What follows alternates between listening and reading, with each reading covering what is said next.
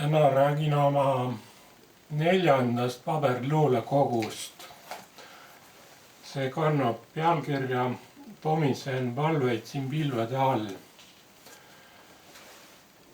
Autoril oli 3 üldpealkirja varianti, aga retsensendid laitsid need maha ja soovitasid pealkirjaks ühe luuletuse pealkirja, millega ma lõpuks nõustusin.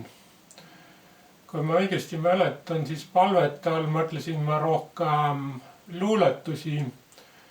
Mul on palju luuletusi peas ja ma olen neid lugenud mõttes tänaval kõndides või bussiga sõites.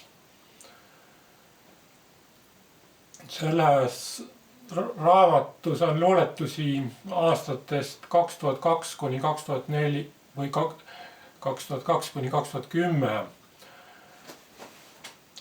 Tsüklid on kronoloogilised, luuletused ei ole täpselt kronoloogilise järjekorras, küll aga tsüklid. Raamatu vanemad luuletused on kirjutatud magistriõppe keskpaigas ja teisel poolel. Ülejäänud luuletused on kirjutatud 5 esimesel aastal pärast magistriõppe lõpetamist. Kui esimesed 2 luulekogu olid kirjutatud omaette, siis 3. kogu kirjutamine toimus nii, et ma avaldasin neid luuletusi kogu aeg internetis ja sain tagasisidet. Saatsin neid listidesse kultuur, vestlus ja poeesia. Vahepeal kasutasin lühikest aega keskkonda Elfi Kelder ja aastast 2005 avaldasin luuletusi blogis. Ja vahetasin ka erakirju, sealhulgas aastatel 2006 kuni 2010 paberkirju. Esitlesin seda luulekogu juba aastal 2010 Tartu Kirjanduse Majas. Seal ma ütlesin, et ma tahan, et luuletus oleks samaaegselt ilus ja naljakas. Tõin võrdluse, et kurb luuletus võib olla ilus, aga ei ole naljakas, ja ropp luuletus võib olla naljakas, aga ei ole ilus. Loen sellest kogust 3 näiteluuletust.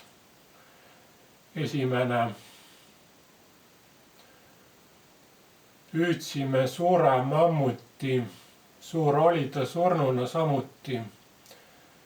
Meil vaadates suud olid ammuli, kui lebas mammut seal kummuli. Üks külamees kummitas tiigrina, kui teised magasid neegrina, kuid ükskord täiskuu kiirguses tal järele mindi viirgudes. Me kinni püüdsime mammuti ja seejärel tiigri samuti. Kus maal see juhtus, on teadmata, sest maad on veel kaardile seadmata. Teine luuletus. Kohtumisel suminaga tervitasin mõminaga. Kas ma olin üldse karu? Sellest siiski ei saanud aru. Sumin mõtteainet andis, mõtteid kärgedesse kandis. Oma suure laiskusega ma ei lähe raisku ega.